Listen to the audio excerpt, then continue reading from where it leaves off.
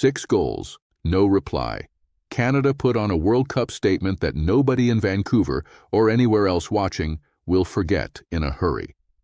Welcome to FairPlay, Football AI Review.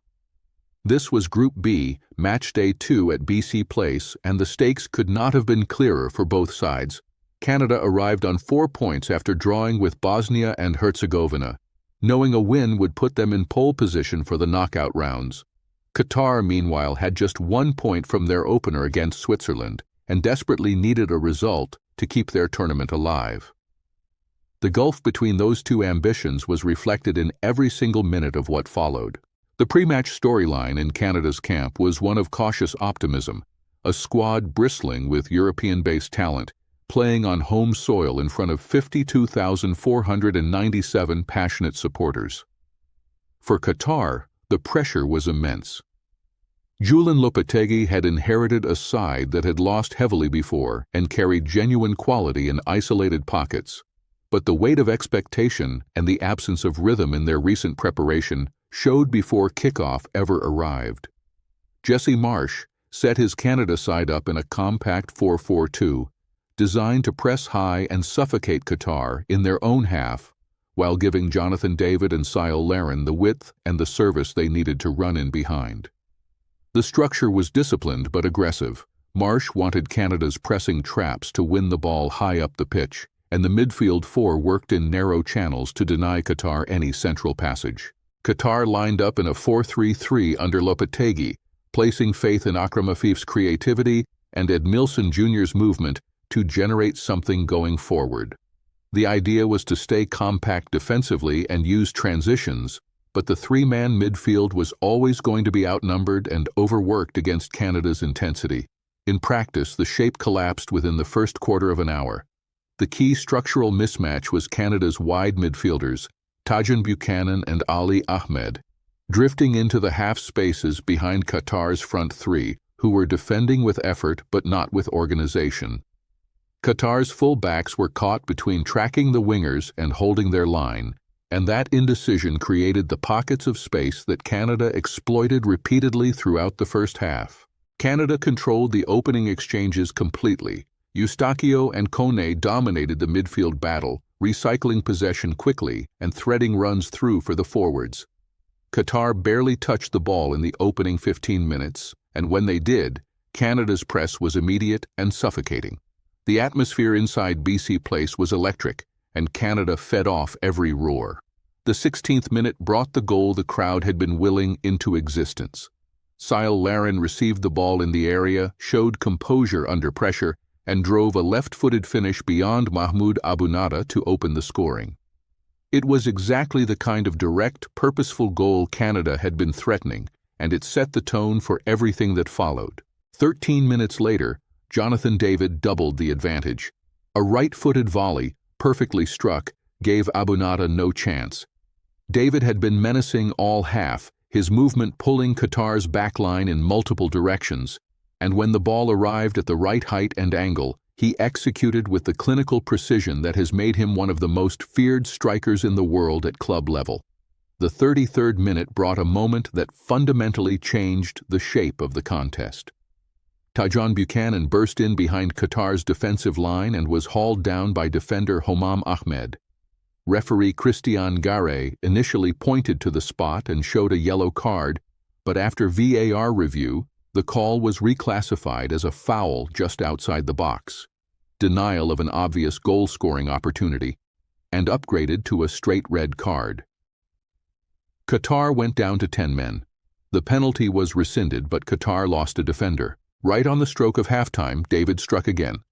A header from a teammate came back off the goalkeeper, and David was sharpest to the rebound, finishing with his right foot to make it 3-0 going into the break. It was a killer blow. 3 goals, a man advantage, and a crowd on its feet. Qatar went into the dressing room shell-shocked. The halftime assessment was brutal for Lopetegui. His side had been outrun, outplayed, and outthought in every phase. With 10 men, no goals, and trailing 3-0, the tactical options available to him in the second half were vanishingly thin. Canada, by contrast, had barely needed to shift out of second gear. Canada came out for the second half with the same energy, and Qatar's problems worsened almost immediately. Around the 51st minute, midfielder Asim Madibo launched into a dangerous tackle from behind on Ismail Kone, an intervention that was initially carded yellow but upgraded to red by VAR for excessive force. Kone devastatingly was stretchered off the pitch, and subsequent reports confirmed he had suffered fractures to both his fibula and tibia, a catastrophic injury that will keep him sidelined for 4 to 5 months. The double red card left Qatar with 9 men, and the match was over as a contest. Jesse Marsh made the logical adjustment at half-time, replacing the yellow-carded Derek Cornelius with Moise Bombito to shore up the defensive structure, though with Qatar reduced to 9 men, Canada's back four spent most of the second period as spectators. Nathan Dylan Saliba came on for Kone at the 57th minute, and he made his presence felt almost immediately. In the 64th minute, Saliba stepped up to deliver a direct free kick that curled beautifully into the net, the first direct free kick goal of the entire 2026 World Cup. He immediately lifted Kone's shirt above his head in tribute, a moment of pure emotion that brought the stadium to its feet. The 75th minute produced the 5th goal and another dramatic moment. Substitute Jacob Schaffelberg, introduced at 71 minutes to add fresh legs and width on the right, pressed Qatar's backline into disarray. His shot struck defender Mohamed Al-Manai and deflected into the net, an own goal that was a fitting reflection of Qatar's desperate evening, and one that came with the additional punishment of Al-Manai being shown a red card, leaving Qatar with 9 men. Luc de Fougerolles was withdrawn alongside Ali Ahmed at the 71st minute, with Oluwasi and Schaffelberg providing the energy of youth in the final 20. Canada were not letting up, and Marsh deserves credit for maintaining the team's intensity and shape even as the scoreline became emphatic. The decisive moment of the match came in those minutes just after Homam Ahmed's red card in the 33rd minute. From that point on, Canada were not just winning, they were dominating a team that had no structural answer to the pressure. The red card accelerated what was already clearly heading in one direction, but it turned a victory into an emphatic statement. In terms of possession and passing, the numbers are extraordinary. Canada completed 515 accurate passes from 567 attempts, a 91% pass accuracy rate. Qatar managed only 104 accurate passes from 162 at 64%. Canada held 79% of the ball. These numbers don't just show a dominant team, they show a completely outclassed opponent. Canada generated an expected goals figure of 4.44 against Qatar's 0.22, a staggering differential that confirms the scoreline was not flattering. Canada took 32 shots in total, with 21 coming from inside the box. Defensively, Canada were largely untested. Maxime Crépeau was called upon to make just 2 saves all evening, with Qatar managing only 2 shots in total. The Canadian backline, particularly Richie Laryea, who hit the woodwork once and completed 101 passes, was aggressive and commanding throughout. Qatar's attacking threat, an expected goals figure of 0.22, tells the entire defensive story. Jonathan David was, without question, the standout performer of the match. 3 goals, 11 shots, 6 on target, and a performance of relentless movement and clinical finishing. His hat trick elevates him alongside Lionel Messi as the tournament's joint top scorer on 3 goals, and he tormented Qatar's backline from the first minute to the last. When the ball was in and around the penalty area, he was almost impossible to contain. For Qatar, the most telling individual contribution came in the worst possible way from defender Homam Ahmed, whose red card in the 33rd minute fundamentally altered the contest. Before that moment, Akram Afif had shown brief glimpses of his quality, creative and sharp in the early exchanges, but Qatar's best player was removed from the game at the 59th minute, substituted with the match already lost. His impact was nullified long before then. The player who struggled most on the night was Jassem Gabr, Qatar's central midfielder who lasted only until half-time before being replaced. His 3 fouls and consistent inability to win the ball or sustain any possession under Canada's press summed up Qatar's broader midfield problems.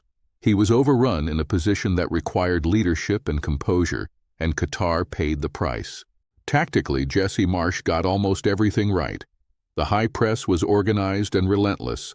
The double pivot of Eustachio and Kone, before the injury, gave Canada control in the middle third, and the front two of David and Larin offered constant movement and depth. For Lopetegui, the evening exposed the limits of his squad's quality at this level, particularly once the red cards removed any remaining structural integrity from his back line. In terms of head-to-head history, this is the only recorded meeting between Canada and Qatar in a competitive context, and as a statement of intent, it couldn't have been more pronounced. Canada have made clear, both to Qatar and to every other team in this tournament, that they intend to be taken very seriously on home soil. Canada's recent form reads confidently, a draw with Bosnia and Herzegovina in their opener, which felt like a missed opportunity, followed by this 6-0 demolition. The squad is fit, motivated, and playing with the confidence of a team that believes genuinely in what it can achieve.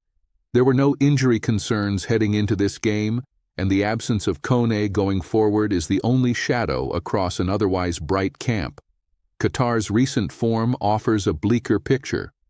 Across their last 10 results, they have shown they can beat the likes of Iran and South Korea DPR.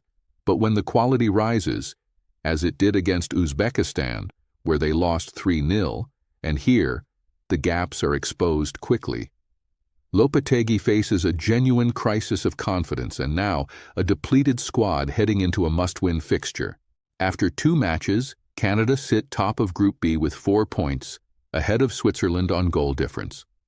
Qatar remain in 4th place, also on 1 point after their opening draw with Switzerland, but now carrying a goal difference of -6. The mathematics of qualification are increasingly unkind to the Gulf nation. Canada face Switzerland away on June 24th, a difficult but not impossible assignment for a team in this form. Switzerland are level on points, and the fixture will likely determine who tops the group. Qatar, meanwhile, must travel to face Bosnia and Herzegovina, a game they must win and hope results go their way. Bosnia, having lost to Canada and drawn with Switzerland, are also fighting for their tournament lives. Canada will qualify for the knockout stage. Their goal difference, their firepower, and their home advantage make them genuine contenders for the group, and even a draw against Switzerland would likely be enough. Qatar's path is far narrower. They need a win against Bosnia. They need Switzerland to drop points, and they need to manage goal difference. It's possible in theory, but the 6-0 defeat has made it almost miraculous in practice. Canada 6, Qatar 0. A scoreline that captures an entire evening in 2 numbers.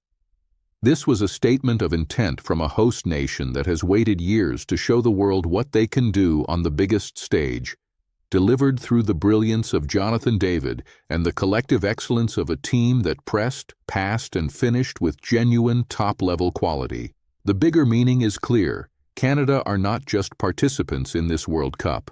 They are contenders. This has been FairPlay, Football AI Review. Next up, Canada face Switzerland in what promises to be the defining clash of Group B, the game that decides who goes through as group winners and who must fight hardest to hold on.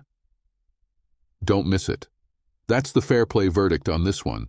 If you want more analysis like this, follow us. Find us on YouTube, Instagram, and TikTok at FairPlay AI, and follow Anthony personally on X at Anthony Fairplay.